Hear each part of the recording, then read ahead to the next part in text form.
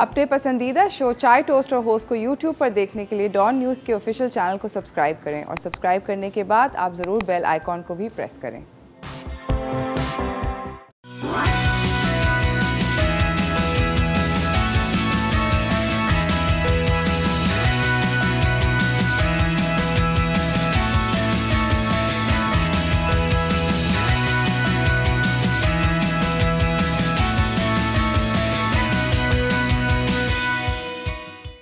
Salam Pakistan, welcome to Chai Toast or Host. I hope you're having a wonderful Monday morning. I did. मुझे ऐसे लग रहा है कि आज बहुत अच्छी सुबह हुई है क्योंकि हल्की हल्की बारिश हो रही थी और आई नो कि मुझे ये नहीं बोलना चाहिए।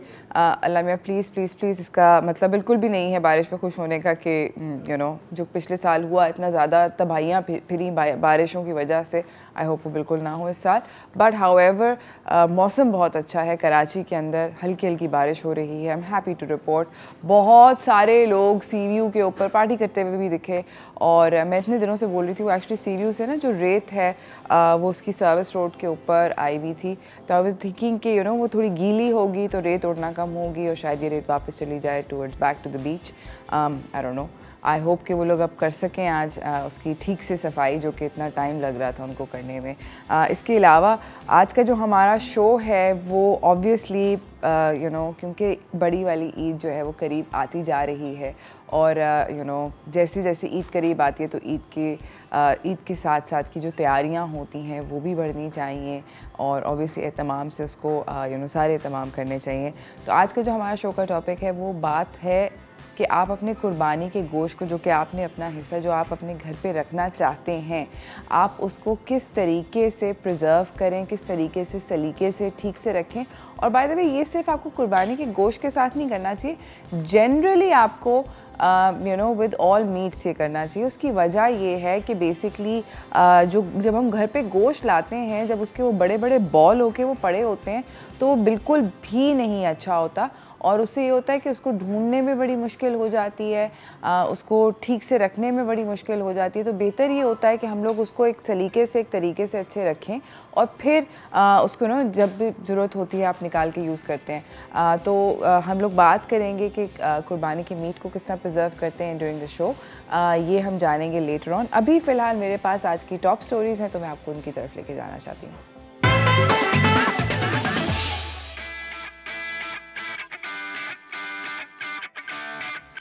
सो बेसिकली मेरे पास जो पहली टॉप स्टोरी है वो थोड़ी सी डेंजरस है एंड आई रियली होप कि हम ईद की बात कर रहे हैं, ईद आने वाली है, इसका मतलब बिल्कुल भी ये ना हो जो एक खौफ चल रहा है हमारे पास। Basically federal minister for planning and development Asad Umar ने ये बोला है कि उनके पास जो मॉडल्स हैं वो सजेस्ट ये करते हैं कि फोर्थ वेव कोविड की आने वाली है और इसका वजह जो है वो अभी रिसेंटली जो खोला गया था NCOC की तरफ से, इंडोर डाइनिंग खुली थी रेस्टोरेंट्स के अंदर, बेसिकली जिम्स खोल दिए थे, वेडिंग्स करने को इजाज़त दी गई थी, ये उसकी वजह बनेगी फोर्थ वेव की। हुआ ये है कि पाकिस्तान में मई के अंदर कोरोना का डेल्टा वायरस का जो स्ट्रेन है वो डिटेक्ट कर लिया गया था। और अगर आप लोगों को नहीं पता कि डेल्टा वायरस क्या है, तो डेल्टा वायरस कोविड का वो स्ट्रेन है, कोरोना का वो स्ट्रेन है बेसिकली जो इंडिया में इतनी ज़्यादा तबाही पैदा किया था, जहाँ पे लोग करोड़ों की तादाद से जाँ बहक हुए और जिसकी वजह से इतने ज़्यादा हॉस्पिटल्स जो हैं वो वहाँ पर भर गए और बहुत सारा जानी नुकसान भी हुआ, बट इमोशनल बहुत ज़्यादा नुकसान हुआ इंडिया में।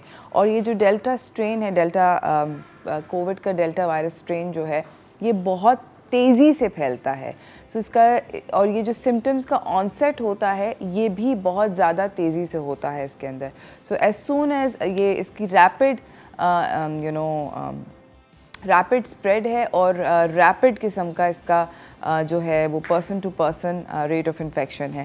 खैर एनीवेज़ आई होप कि ऐसा ना हो। और असद उमर साहब ने ये कहा कि क्योंकि लोग जो बिल्कुल ही मतलब अब हमने अगर खोल दिया है इंडोर डाइनिंग वगैरह, तो लोग जो हैं वो बिल्कुल आपे से बाहर हो गए हैं, SOPs का कोई ख्याल नहीं रख रहे और उसकी वजह से जो कि हमने अभी चीज़ें खोली थी to normalise life and all of that, वो शायद दोबारा बंद करनी पड़ जाए बिकॉज ऑफ हम सब लोगों की कोताहियाँ। तो मेरी सबसे रिक्वेस्ट है दोबारा से कि please let's take this seriously. अच्छा जी, इसी के साथ हम अपनी अगली ख़बर की तरफ चलते हैं। वो ये है कि हम लोग बात कर रहे हैं फाइज़र की, जो कंपनी है फाइज़र और बायोएनटेक। बेसिकली इन लोगों ने अनाउंस ये किया है कि ये कोरोना के लिए आपको तीसरा डोज़ की ऑथराइजेशन सीख कर रहे हैं कि कोविड का ये थर्ड डोज़ दे सके, उसके लिए ऑथराइजेशन चाहिए होती है इनको। और इसकी वजह ये है, again we coming back to this, कि डेल्टा वायरस का जो डेल्टा वेरिएंट है, इसने एशिया में और अफ्रीका में और यूरोप में भी and to some degree in the United States काफ़ी तबाही मचा दी है। तो वो लोग ये कह रहे हैं कि कोशिश ये है कि हम बेसिकली थर्ड डोज़ लगा दें। इनका कहना ये है कि थर्ड डोज़ लगने से, बूस्टर का थर्ड डोज़ लगने से एफिकेसी जो है वैक्सीन की, यानी कि आपके अंदर वो जो बढ़ाती है क़ुव्वत मदाफ़ियती समझ लें एक तरह की, बेसिकली वो जो है वो बेहतर हो जाएगी और वेरिएंट नहीं स्प्रेड करेगा इस तरह। I am not sure because obviously जो अमेरिका के अंदर फूड एंड ड्रग अथॉरिटी है FDA, वो बेसिकली कह रहे हैं कि उनका कहना ये है कि अमेरिकन लोग जो फुली वैक्सीनेटेड हैं उनको बूस्टर शॉट की नहीं ज़रूरत। अभी तक वो ये बात मेंटेन कर रहे हैं, बट फाइज़र और बायोएनटेक ये दोनों पुश कर रहे हैं कि थर्ड डोज़ लग सके लोगों को वैक्सीन का। आप लोगों को ये बताती चलूँ कि साउथ अफ्रीका में भी डेल्टा स्ट्रेन जो था वो पाया गया, वहाँ पर भी काफ़ी वो तबाहियाँ हुई। और बेसिकली अभी जो सबसे ज़्यादा डेंजरस बात चल रही है कि ओलंपिक गेम्स जो कि टोक्यो के अंदर जापान में हो रही हैं, वहाँ पर जापान में भी बहुत रैपिड स्प्रेड है। उसकी वजह से प्राइम मिनिस्टर वहाँ के योशिहिदे सुगा, उन्होंने बेसिकली ये बोला है कि ड्यूरिंग द ओलंपिक गेम्स पूरा का पूरा Tokyo under state of emergency रहेगा। कोई स्पेक्टेटर्स नहीं आ सकते गेम्स देखने, सब लोगों को मना कर दिया गया है। इनफैक्ट वहाँ पर जो नए केस हुए हैं उनमें से 30% केस डेल्टा वेरिएंट के हैं जापान के अंदर। तो ऑब्वियसली उन लोगों के लिए ये एक बहुत बड़ी बात है और एक स्टेट ऑफ इमरजेंसी हो गया है। वियतनाम भी लॉकडाउन के अंदर, वियतनाम का जो कैपिटल सिटी है हो ची मिन, वो भी लॉकडाउन में चला गया है। और सबसे ज़्यादा इस वक्त जो करंट तबाही हुई है वो इंडोनेशिया के अंदर हुई है, जहाँ पर जो 10 गुना ज़्यादा इन्फेक्शन का उनका रेट बढ़ चुका है। तो बेसिकली, और वो बेसिकली एक सेट ऑफ आइलैंड्स हैं इंडोनेशिया का जो मुल्क है, तो वहाँ पर हॉस्पिटल जो हैं वो बहुत बुरी तरह इनंडेटेड हैं। इसलिए अगेन हम लोग को थोड़ा सा बहुत ज़्यादा ख्याल रखना चाहिए। इसी के साथ हम लोग एक छोटी सी ब्रेक की तरफ जा रहे हैं। ब्रेक से वापस आएंगे, मेरे पास एंटरटेनमेंट की दुनिया से कुछ खबरें हैं, वो मैं आपको सुनाऊंगी, कहीं ना जाइएगा।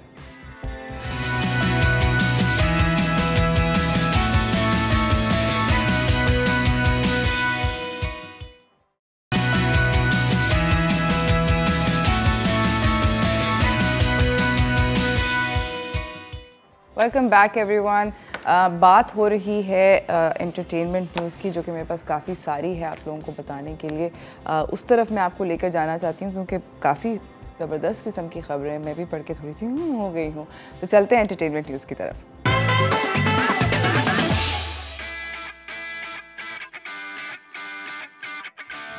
थोड़े दिनों पहले याद करें, मैंने आपको बताया था कि आतिफ असलम ने बेसिकली एक नया गाना रिलीज़ करना है। तो बेसिकली उनका जो नया गाना है, और हम बात कर रहे थे कि इसके अंदर सजल हैं नहीं हैं, क्योंकि देवर र्यूमर्स कि वो लोग शूट कर रहे हैं, और वो वाकई में शूट कर रहे थे नॉर्दर्न एरियाज़ गिलगित के अंदर, गिलगित के जो नॉर्दर्न एरियाज़ हैं स्कर्दू के पास शूट कर रहे थे। काफ़ी लोगों ने देखा भी था, फर्स्ट हैंड लोगों ने देखा था। तो बेसिकली अब फाइनली आतिफ असलम ने अनाउंस कर दिया है कि जी हाँ, उनका और सजल का एक नया गाना आने लगा है। उस गाने का नाम होगा रफ्ता रफ्ता। और बेसिकली इनका कहना ये है कि आप प्यार को पहली दफ़ा की तरह एक्सपीरियंस करेंगे जिस तरह आपने शायद ना किया हो।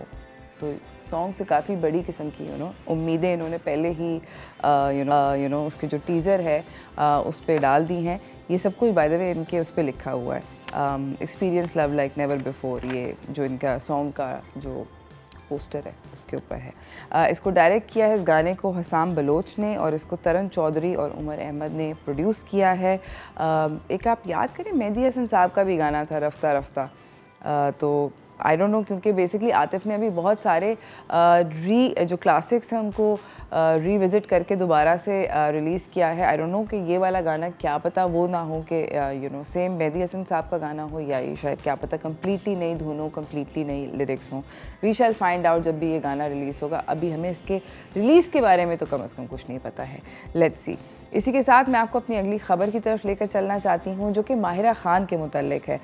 माहिरा जो है, ऑब्वियसली हम ये बात पक्का कह सकते हैं कि Mahira basically became popular because of the TV media. उनका एक ड्रामा बहुत हिट हुआ था हमसफ़र के नाम से, और उसकी वजह से वो पॉपुलर हुई थी। उससे पहले वो पॉपुलर एक्ट्रेस नहीं थी। तो एनीवेज़ उन्होंने बेसिकली फाइनली अनाउंस किया है कि वो टीवी की तरफ कम बैक कर रही हैं। और कम बैक किस तरह कर रही हैं, उन्होंने उमेरा अहमद का एक नावल है हम कहाँ के सच्चे थे, उसके अंदर उस प्रोजेक्ट में काम कर रही हैं। शायद ये उसमें महरीन मंसूर का रोल करें। इसको डायरेक्ट किया है फ़ारूक रिंद ने, और इसको प्रोड्यूस किया है नीना काशिफ और एमडी प्रोडक्शंस ने। इसके अंदर कुबरा खान भी हैं, उस्मान मुख्तार भी हैं, हारून शाहिद भी हैं, शमीम हिलाली भी हैं, ज़ैनब क़य्यूम भी हैं, हुमा नवाब भी हैं, लैला वास्ती भी हैं, उमेर राना भी हैं, और भी दीगर बहुत सारे लोग हैं। इसको उमेरा अहमद ने हम टीवी के लिए लिखा है। उमेर राना का भी कहना है कि ये बेसिकली माहिरा का कमबैक टेलीविज़न ड्रामा होगा, और वो बहुत एक्साइटेड है माहिरा के साथ काम करने के लिए। कहानी कुछ ऐसी है कि इस नावल की कहानी तो अब हमें पता नहीं है ड्रामे में कितनी होगी। कहानी कुछ ऐसी है कि मिशाल जो है वो एक खूबसूरत सी लड़की हैं, एक अमीर घराने की। उनकी जो कज़न है महरीन, वो थोड़े से she is from a trouble background, थोड़ी सी मुश्किल में है उनकी ज़िंदगी, और वो अपने बुरे मैनर्स के लिए जो है वो जानी जाती हैं। उनके एक और कज़न हैं, उनका नाम है असवद, वो के हैंडसम किस्म के हैं, और इन दो ख़वातीन के दरमियान में फंसे हुए हैं। तो बेसिकली ये स्टोरी है। ये स्टोरी लेकर आगे कहाँ चलती है ये आप लोग जान सकेंगे ड्रामे में, और अगर बहुत ज़्यादा दिल चाह रहा है तो नावल पढ़ लें, क्योंकि नावल अवेलेबल है पढ़ने के लिए। इसी के साथ मैं आपको अपनी अगली ख़बर सुनाना चाहती हूँ, जो कि फ़ाइनली वो जो कहा एक सवाल था हमारे दिमाग के अंदर कि स्ट्रिंग्स क्यों आखिरकार क्यों ख़त्म हुआ। तो जी हमें ये पता चला कि बेसिकली उसको फैसल कपाडिया ने इस सवाल का जवाब दे दिया। ये पॉडकास्ट पे मिहिर जोशी की पॉडकास्ट के ऊपर बात करते हुए इन्होंने ये बताया कि बेसिकली इन लोगों की जो फाइनल एल्बम थी, आखिरी एल्बम जो थी, उसका नाम था 30, और वो 2017 और 2018 के अंदर इन लोगों ने बनाई और रिलीज़ करी। तो उन्होंने कहा कि हम ये सोच रहे थे कि हम 30 के बाद क्या करेंगे, और होता ये है कि बैंड्स जब ज़बरदस्ती के कोशिश करते रहते हैं म्यूज़िक को रिलीज़ करना, तो वहाँ से उनकी जर्नी जो होती है ट्यूं नीचे जाती है। तो ये सर कि हम लोगों को ये गाने बहुत अच्छे लगे थे, मगर हम लोग यही सोच में थे कि अब बेसिकली जो स्ट्रिंग्स है वो बैंड जो है उसको एक इंसान की तरह लेना चाहिए, जिसकी एक लाइफ साइकिल होती है, और उसकी लाइफ साइकिल जो है वो पूरी हो गई उस बैंड की।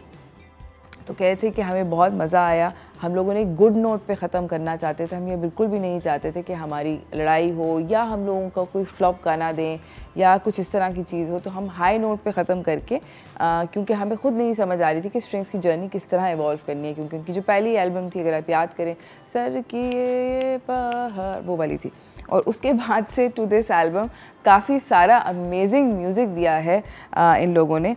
और बेसिकली इन्होंने फैसल का ये कहना है कि ऑब्वियसली अब उनको लग रहा था, उन दोनों को, फैसल को भी और बिलाल को भी, कि their journey now needs to sort of shift and change, and जो है मुश्किल हो रही है उनको म्यूज़िक इकट्ठे प्रोड्यूस करने में। तो they have decided to end it on a hot note. इसी के साथ मेरी जो आखिरी ख़बर है वो ये है कि थोड़ी सी कंट्रोवर्सी स्पार्क्स हो गई थी डिज़ाइनर फ़हद हुसैन के बारे में। बेसिकली हम स्टाइल अवार्ड्स हुए थे, काफ़ी सारे फटे शड्डे हुए, ख़वातीन के कपड़ों की भी तनकीद हुई, हज़रात के कपड़ों पे भी तनकीद हुई, और बेसिकली ये फ़हद हुसैन और अली ज़ीशान, इन दोनों पे तनकीद हुई। फ़हद जैसा आप देख रहे हैं टू विंडो पे एक अपनी शक्ल के ऊपर मास्क लगा कर आए हुए थे, कुछ डार्थ वेडर किस्म की वाइब्स आ रही थी। तो इन्होंने कहा कि बेसिकली उनको किसी के भी सोसाइटी के अंदर किसी के डब्बे में फिट करने का दिल नहीं चाहता है, और ना उनको किसी के डब्बे के अंदर फिट होकर किसी को वैलिडेशन देने की ज़रूरत है कि जी मैं जो हूँ आप जैसा हूँ, वो मैं डिफरेंट हूँ, ये मेरी पर्सनैलिटी है, मैं ऑफ कर सकता हूँ वगैरह वगैरह। तो you know kudos to him, very good. And he said कि मैं बिल्कुल भी कोई प्रेशर नहीं लेना चाहता कि मैं बेसिकली यू नो लोगों के अप्रूव्ड प्रेशर के अंदर आके कि फिर मैं यू नो अप्रूव्ड कपड़ों को पहनूँ वगैरह वगैरह। बेसिकली मेरी मर्ज़ी टाइप की उन्होंने बातें करी, which is fine. I think we need to support anybody who dresses in any way. उनको लग रहा है कि वो इस तरह के कपड़े पहनकर खुश महसूस करते हैं तो वाई नॉट। इसी के साथ नाज़रीन हम एक ब्रेक पर जा रहे हैं, ब्रेक से वापस आएंगे, आपको अपने अगले मेहमान से मिलवाएंगे, तो कहीं ना जाइएगा, देखते रहिए चाय टोस्ट और होस्ट।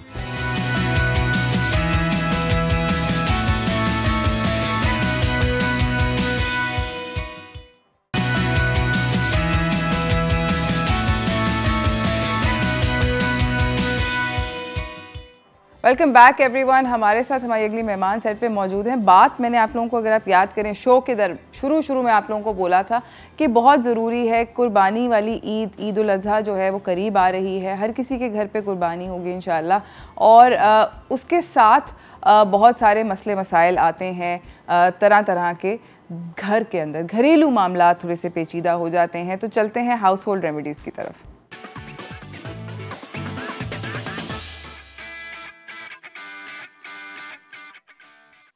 घरेलू मामलात को सीधा कैसे करना है ये जानते हैं हम अपनी अगले मेहमान हुमैरा नाज से। अस्सलाम वालेकुम। वालेकुम अस्सलाम। कैसी हैं आप? अल्हम्दुलिल्लाह। हुमैरा, मुझे ये बताएं कि कुर्बानी के गोश्त के अंदर जो एक ऐसी कॉमन बात है वो ये है कि जब कुर्बानी होती है और वो गोश्त किचन में लाया जाता है तो हर कोई ये कहता है कि वो बहुत स्मेल आ रही है, बहुत यू नो आप जब आप उसके पोर्शंस वगैरह कर रहे होते हैं, उसके हिस्से बांटने के लिए अलग अलग करते हैं, तो बहुत ज़्यादा घर वाले जो होते हैं वो तंग आ जाते हैं, कहते हैं कि बहुत स्मेल है और फलाना है और ढमकाना है, ये है वो है। तो सबसे पहले तो मुझे ये बताएं कि उस स्मेल को भगाने का क्या तरीका है? देखिए, सबसे बड़ी बात ये कि फ्रेश गोश्त होता है, बिल्कुल, क्योंकि कुर्बानी जब ताज़ा होती है तो ब्लड, आपको पता होता है कि ब्लड की जो स्मेल होती है वो हर तरफ फैल जाती है। बिल्कुल। तो उसके लिए हमें बेहतरीन तरीका ये करना होता है कि घर में हमारे पास लेमन भी मौजूद है, वाइट विनेगर भी मौजूद है, एंड आपके पास मीठा सोडा भी मौजूद है। ठीक है। तो हम यहाँ तीनों चीज़ें जो मेरे पास रखी हुई हैं, हमने लेमन जूस लेना है, हमने मीठा सोडा लेना है और हमने वाइट विनेगर लेना है, जो कि हम स्प्रे बॉटल में हम इसको पानी के साथ मिक्स करके ये तीनों चीज़ों को आप बना लीजिए। जहाँ जहाँ आपके पास गोश्त रखा हुआ है, जितने भी एरियाज हैं, उस सब जगह पे आप ये तो पोछा लगा लीजिए या फिर स्प्रे कर दीजिए इस पानी का। ठीक है। आपने तकरीबन, जैसे अगर हाफ बॉटल हम ये पानी की इसमें स्प्रे की लेते हैं तो उसके अंदर तकरीबन जो लेमन जूस, फ्रेश जूस अगर आप निकालेंगे, 2 लेमन का जूस निकाल लीजिए। उसके बाद आपने 1 टेबल स्पून इसमें मीठा सोडा डालना है और 1 टेबल स्पून ही वाइट विनेगर ऐड करना है। इसका स्प्रे कर लीजिए। आप देखिएगा ना आपके पास मक्खी मच्छर आएगा, ना कोई आपके पास कीड़ा आएगा, ना आपको स्मेल आएगी किसी चीज़। अमेजिंग। और ये मक्खी और मच्छर वाली जो आपने बात कही, ये ज़रा थोड़ी इम्पॉर्टेंट है, क्योंकि ज़्यादातर लोगों के घर के अंदर कुर्बानी होती है। बिल्कुल। होता ये है कि कोशिश ये होती है कि अपने कार पोर्च में कर लें या सहन या वगैरह वगैरह वहाँ पर कर लें। वहाँ पर अगले 18 दिन मक्खियाँ जो हैं वो बैठी रहती हैं। तो कुर्बानी होते साथ ही क्या, मतलब उसी टाइम पर हो रही होती है कुर्बानी, तभी आप पानी चला दें, क्या करें? एक्चुअली हमारे यहाँ सबसे बड़ा ये अलमिया है कि जब कुर्बानी हो रही होती है तो हम गरम पानी से सारी चीज़ें धो रहे होते हैं। हमें गर्म पानी यूज़ ही नहीं करना चाहिए।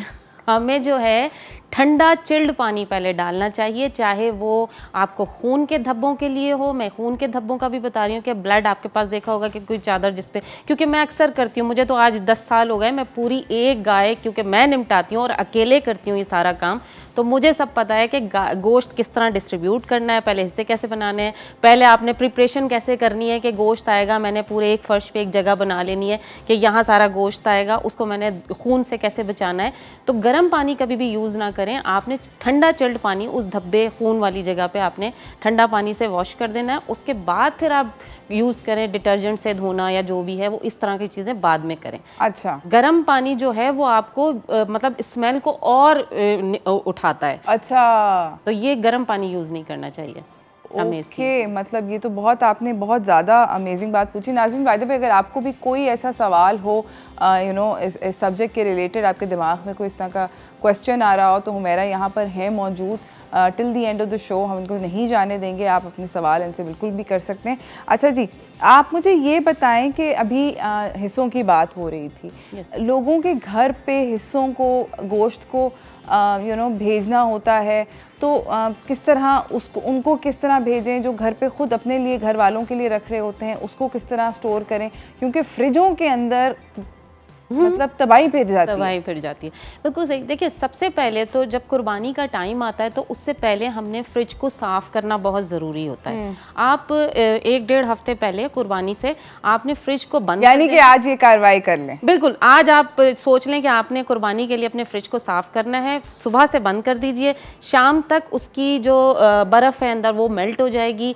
देन आप उसके डोर्स खोल दें, आप फ्रिज के डोर्स खोल दें, जल्द ही मेरे ख्याल से घंटे के अंदर आपकी बर्फ़ जो जितनी भी अगर आइस अंदर है वो सब मेल्ट हो जाएगी। और अगर थोड़ी सी नहीं भी हो रही, रह गई है, क्योंकि अक्सर मैंने देखा है फ्रिज में इतनी इतनी मोटी बर्फ़ रह जाती है, बिल्कुल रह जाती है। बेहतरीन अगर आपके पास ड्रायर मौजूद है जिसपे हम हेयर ड्राई करते हैं, तो गर्म हीट थोड़ी सी आप डाल दीजिए ताकि वो थोड़ा सा जल्दी से बर्फ़ निकल जाएगी। उसके बाद आप उसको बर्फ़ को निकाल दें, फिर साफ़ करने का प्रोसेस हम स्टार्ट। यानी कि दोस्तों, आज पकौड़े बनाने के बजाय आप अपने फ्रिजों को साफ़ करें। आई नो मौसम बहुत सुहाना है, बिल्कुल भी दिल नहीं चाह रहा फ्रिज साफ़ करने का, मगर आज से ही, मतलब इसी वीक के शुरू में ही आपको अपना जो फ्रिज है वो आज साफ़ कर लेना है, इन preparation for the Eid ul Azha.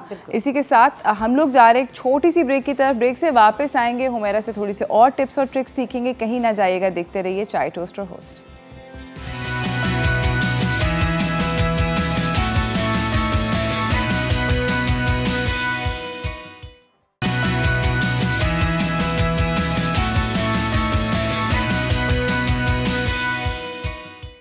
Welcome back everyone. हमारे साथ यहाँ पे हुमैरा नाज मौजूद हैं। बात हो रही है कुर्बानी के मीट को किस तरह स्टोर करना है, किस तरह तैयारी करनी है ईद उल अज़हा की। इन्होंने हमें ये बताया कि ब्रेक से पहले ये बता रही थी कि अपने फ्रिज को अभी से ही साफ़ कर लें, भाइयों और बहनों, है ना, अपने लिए ज़िंदगी में आसानी करें। मैंने जहाँ तक बताया था कि बर्फ़ जब मेल्ट हो जाएगी, आपकी सारी आइस मेल्ट हो गई, उसके बाद आपने करना ये है कि आपने गर्म पानी लेना है। ये मैंने गर्म पानी लिया हुआ है। गर्म पानी आपने उसके अंदर, जैसे आपने गर्म पानी ले लिया, अब हमने इसमें डालना है डिटर्जेंट। डिटर्जेंट को जो है मैं ऐसे ही डाल देती हूँ, तकरीबन समझें 1 टेबल स्पून हमने इसमें डिटर्जेंट डाला। अब हमने कोई कपड़ा लेना है, इसको गर्म पानी से, डिटर्जेंट वाले पानी से फ्रिज को साफ़ करना है पूरा। जब वो थोड़ी देर उसको लगा के छोड़ दीजिए, उसके बाद आपने एक और कपड़ा साफ़ पानी का लेना है, जो बिल्कुल साफ़ पानी का होगा, वो निचोड़ के हमने पूरे फ्रिज को साफ़ कर लिया।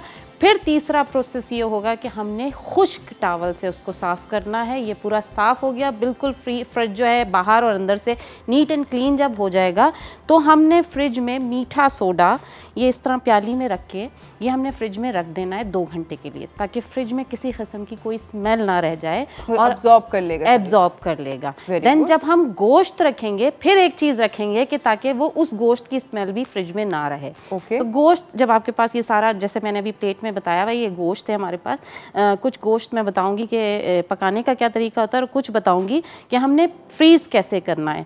हम इस तरह से पैकेट्स आप ले लीजिए। आपने तकरीबन, ये तो छोटे हैं, लेकिन आप जो है घर में आपने जितना पकाना है उस हिसाब से आपने पैकेट्स उसी वक्त बना लिए। जब आप गोश्त को डिस्ट्रीब्यूट करो तो अपने घर में जितना रखना है, मैं तो कहूँगी घर में जितना रखें कि हफ्ते 1.5 हफ्ते में ख़त्म हो जाए आपके पास। उससे ज़्यादा, हाँ, उससे ज़्यादा गोश्त को फ्रीज़ करके ना खाएं, ज़्यादा बेहतर है, क्योंकि हम तो खाते रहते हैं। देखिए, गोश्त उनके लिए होता है जो साल भर नहीं खाते हैं, तो हमें डिस्ट्रीब्यूट कर देना चाहिए, पहली बात। अच्छा, दूसरी चीज़ ये है कि अब हमने जो गोश्त फ्रीज़ करना है उस पर हमने लेमन जूस थोड़ा सा स्प्रिंगल कर देना है, ठीक है। उसके बाद हमने इसको करना है ऐसे मिक्स, जितना भी गोश्त आपका है।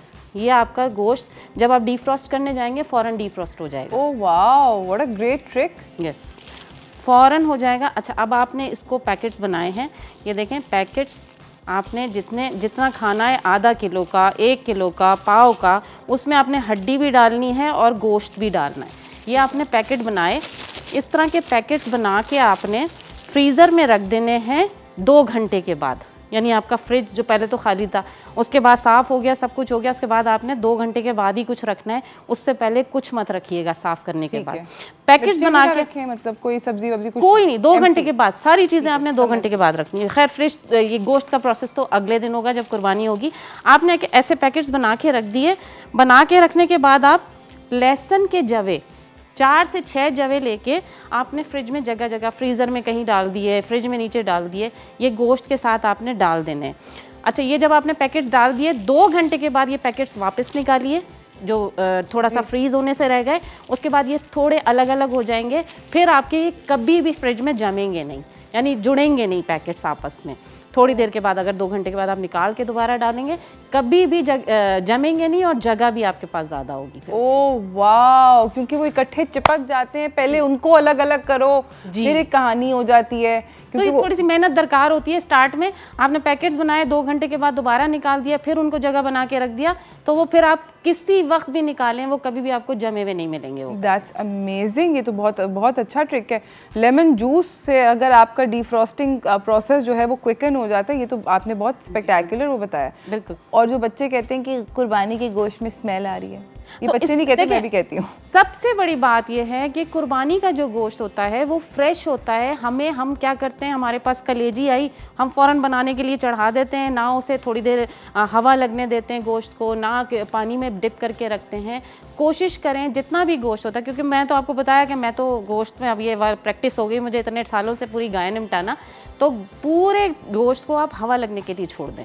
जितनी हवा लगती रहेगी, फ़ैन चला दें, या एसी में तो खैर मैं नहीं रखती हूँ गोश्त को, लेकिन ये कि फ़ैन चला के हवा में उस गोश्त को छोड़ दें थोड़ी, 1 घंटा 1.5 घंटा जब वो गोश्त हवा में रहेगा तो खुद ब खुद उसकी स्मेल आप देखिएगा कि ख़त्म हो जाएगी। उसके बाद फिर आप पैकेट्स बना के रखिए। और दूसरी चीज़ कि अगर आप, क्योंकि गोश्त में स्मेल जब हम उस दिन पका रहे होते हैं, तो पकाने से पहले मैं कलेजी का थोड़ा सा बता दूँ कि प्लीज़, क्योंकि कलेजी की कहानी होती है कि हर किसी की रिक्वेस्ट होती है कि कलेजी सुबह नाश्ते में बन जाए। बिल्कुल, सबसे पहले कलेजी पक जाए। और लोग करते क्या हैं कि इसको पानी में डिप करके नहीं छोड़ते हैं, बस धोया, थोड़ा सा धोया और फिर उसको पकाने के लिए छोड़ दिया, और स्मेली होती है, बिल्कुल स्मेली होती है। अब ये कलेजी हमने ये ले ली, देखिए इसमें ब्लड नजर आ रहा है आपको, बिल्कुल जब भरी कलेजी है, बिल्कुल बिल्कुल है। अब इसके अंदर हम जो है पानी ले लेते हैं, मेरे ख्याल से ये वाला पानी ले लेती हूँ मैं अभी तो फ़िलहाल।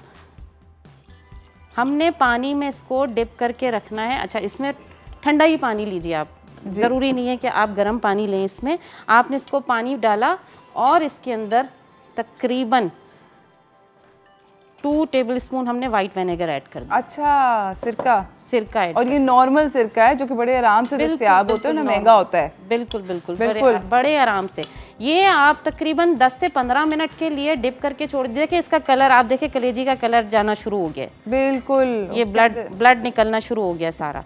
थोड़ी देर इसको ठंडे पानी में डिप करके और इसको छोड़ दीजिए। इसके अंदर वाइट विनेगर हमने 2 टेबलस्पून डाल दिया, इसको छोड़ दीजिए, ये कलर छोड़ देगा। फिर आप इसको पकाने के लिए डालिए। आप देखिए आपको कोई स्मेल नहीं आएगी, किसी किस्म की स्मेल। और नरम होगी, ये सॉफ्ट बनेगी बिल्कुल। कलेजी को बहुत ज़्यादा नहीं पकाते हैं। हाँ, क्योंकि रबड़ की कलेजी, मतलब ऐसे जितना आप ज़्यादा पकाएंगे उतना रबड़ जैसी हो जाएगी। ओके देन, आपने इसको ज़्यादा नहीं पकाना, छोटे छोटे पीसेस कर लीजिए। अभी जब इसका ये ब्लड निकल जाएगा, फिर हम इसे पकाने के लिए जब स्टार्ट करेंगे, तो कलेजी जब बनती है तो उसके अंदर बहुत सारा अदरक और लहसुन डालते हैं ताकि उसकी स्मेल जो रह गई है वो भी ना आए। लहसुन से हमेशा याद रखिए सारी स्मेल ख़त्म हो जाती है, चाहे वो गोश्त हो या कलेजी। Amazing, thank you so much Humaira. हम लोग जा रहे हैं छोटी सी ब्रेक की तरफ, ब्रेक से वापस आएंगे। हुमैरा हमें थोड़े से और टिप्स और ट्रिक्स सिखाएंगी, कहीं ना जाइएगा, देखते रहिए चाय टोस्टर होस्ट।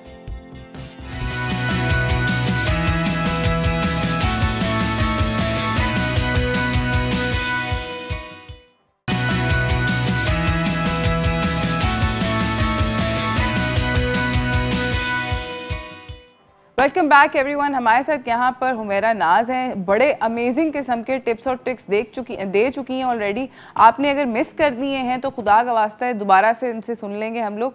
फिलहाल इन्होंने कलेजी का, जो कि सुबह सुबह को आपको ये मसला आएगा ईद वाले दिन, उसका इन्होंने सबसे अमेजिंग हैक जो बनाया है वो दिखाएं जी आप। कलेजी जी, ठंडे पानी में हमने बिल्कुल चिल्ड पानी में वाइट विनेगर ऐड किया और उसके अंदर कलेजी डिप करके छोड़ दी। ये देखिए सारा ब्लड खत्म हो गया कलेजी। एज यू कैन सी कलेजी का सारा खून, अगर आप चमचे में कलेजी कैमरा क्लोज करके चेक करा दें, तो बसीर भाई आप ज़रा चेक करा दें। बिल्कुल। तो आपको नज़र आएगा कि कलेजी का जो सारे का सारा खून है वो ड्रेन हो गया और क्या ज़बरदस्त किस्म का उसके अंदर स्मेल भी इसकी रिमूव हो गई होगी। आधी तो जा चुकी, आधी जब आप पकाएंगे तो इसमें लहसुन खूब सारा डालें जब आप पकाएंगे। अमेजिंग है।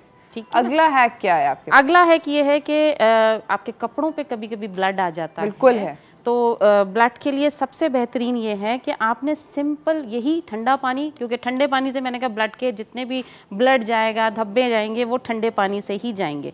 चिल्ड आपने पानी लेना है और जो कपड़ा आपका जो भी धब्बा डला है उसके ऊपर, उस पानी में थोड़ी देर के लिए डिप कर दीजिए। प्लेन पानी में? प्लेन ठंडा चिल्ड पानी, उसके अंदर डिप कर दीजिए। डिप करने के बाद आपने सिंपल ये लेमन लेना है और जहाँ जहाँ आपका धब्बा है ठंडे पानी में ही लेमन को आपने कपड़े के साथ ऐसे ऐसे ऐसे ऐसे कपड़े पे आपने रब करते चले जाना है। आपके जो कपड़े पे धब्बे हैं वो सारे ख़त्म हो जाएंगे लेमन। उसके बाद फिर आप डिटर्जेंट से धोएं, फिर पानी से। अच्छा, मेरे पास यहाँ पर एक सवाल है जो कि मेरे साथ, क्योंकि मैं शेफ़ हूँ, मेरे साथ अक्सर ये हो जाता है कि मैं ना भूल जाती हूँ। कुछ जैकेट्स हैं ऐसी, उनके ऊपर ये जिस तरह मैं अगर बुचरी वगैरह कर रही हूँ गोश्त की, तो उसके ऊपर ब्लड के स्टेन्स आ जाते हैं। अगर वो पुराने हो जाएं तो वो निकल सकते हैं? मैं सोचूं मैं आज जाके करूँ। अगर तो वो जो है वाइट कलर का है, कलर्ड वाला नहीं है, तो उसके लिए सबसे, अगर पुराना हो गया तो मीठा सोडा इसमें बस ऐड कर दें। अच्छा, लेमन मीठे सोडे में ऐसे लगा के, अच्छा, फिर आप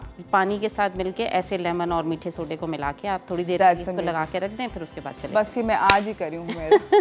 अच्छा, अगला आपके पास टाइम का मुकाबला सख्त हो गया। बिल्कुल। अगला जो मैं आपको बताने जा रही हूँ, लोगों को ये शिकायत होती है कि गोश्त गल नहीं रहा जल्दी। हमें उसको गलाने के लिए सबसे पहले करना क्या है कि अगर हम पका रहे हैं गोश्त को, तो आपने कच्चा पपीता, क्योंकि कच्चा पपीता ऐसा है कि अभी से लेके आप कुर्बानी के लिए पीस के रख लीजिए कच्चे पपीते को। आपने तकरीबन ये आधा किलो के करीब गोश्त है और इसके अंदर 1 टेबल स्पून आपने कच्चा पपीता ऐड कर देना है और इसको आपने ऐसे मिक्स करना है। ठीक है, सिंपल कच्चा पपीता और जो मसाला है वो जब आप पकाएंगे आप डाल दीजिएगा। उस वक्त ये आपने लगा के तकरीबन आधा घंटा रख दीजिए। उसके बाद आपने गोश्त को पकाने के लिए डालना है और जब आप मसाले डालेंगे पकाने के लिए, तो आपने ये छालिया के पीस देखे हैं, आप पकाने लगेंगे तो आप ये थोड़े से इसमें डाल के इसको पकाने के लिए छोड़ दीजिए। छालिया को गोश्त में पकाने के लिए छोड़ दीजिए। वो आप देखिएगा कि गोश्त यूं गलेगा और जो छालिया के पीसेस अगर आप देख रहे हैं सालन में, वो आप निकाल के जब पक जाए तो निकाल के अलग कर दीजिए। अच्छा, कोई वैसे तो ये छोटे पीसेस हैं, लेकिन छालिया के पीस ना इतने बड़े बड़े जो आते हैं, हाँ गोल वाले, वो गोल वाले, वो आप डालेंगे तो वो इजीली रिमूव हो जाएंगे गोश्त के सालन जब वो बन जाएगा। तो वो आप उसको जब पक जाए आप देखिएगा गोश्त ऐसा गला हुआ होगा, रेशा। आपको कुकर में बनाने की ज़रूरत नहीं है, आप ऐसे ही बनाइए। Amazing, thank you so much Humaira, आपका आने का बहुत बहुत शुक्रिया। और आपने बहुत ही अलग किस्म की, बहुत ही स्पेक्टेकुलर, बहुत डिफरेंट टिप्स दी हैं, तो बहुत बहुत शुक्रिया इन सब टिपों का। स्पेशली ये कलेजी वाली आई नो कि सबको बहुत ज़्यादा, और ये छालिया वाली दोस्तों, मतलब मैं शेफ़ होके मुझे आज तक नहीं पता था कि छालिया से गोश्त जल्दी गल जाता है। ये तो मैं अपने रेस्टोरेंट में भी करूँगी। Thank you so much Humaira, बहुत बहुत शुक्रिया। इसी के साथ नाज़रीन टाइम का इख्तिताम हो चुका है। सुनने में ये आया है बारिश बाहर बहुत तेज़ हो रही है, इसलिए मैं जाके बारिश चेक करना चाहती हूँ। अगर आपका भी मूड हो रहा है बारिश देखने का, तो मेरी रिक्वेस्ट है कि आज थोड़ा केयरफुली अपना मोटरसाइकिल वगैरह चलाएं, क्योंकि वो स्लिप होती हैं, गाड़ियाँ स्लिप होती हैं, तो ज़रा स्पीड को स्लो रखें, अपने आप को सेफ़ रखें। और अगेन दोबारा से बताती चलूँ कि डेल्टा वायरस की वेरिएंट जो है वो पाकिस्तान में आया हुआ है, तो इस ईद पे हमें बहुत ज़्यादा सुपर डुपर एक्स्ट्रा केयरफुल होना है। इसी के साथ मुझे मेरी टीम को इजाज़त दीजिए ताकि हम भी जाके ज़रा बाहर बारिश इंजॉय कर सकें। कल मुलाकात होगी, अल्लाह हाफ़िज़।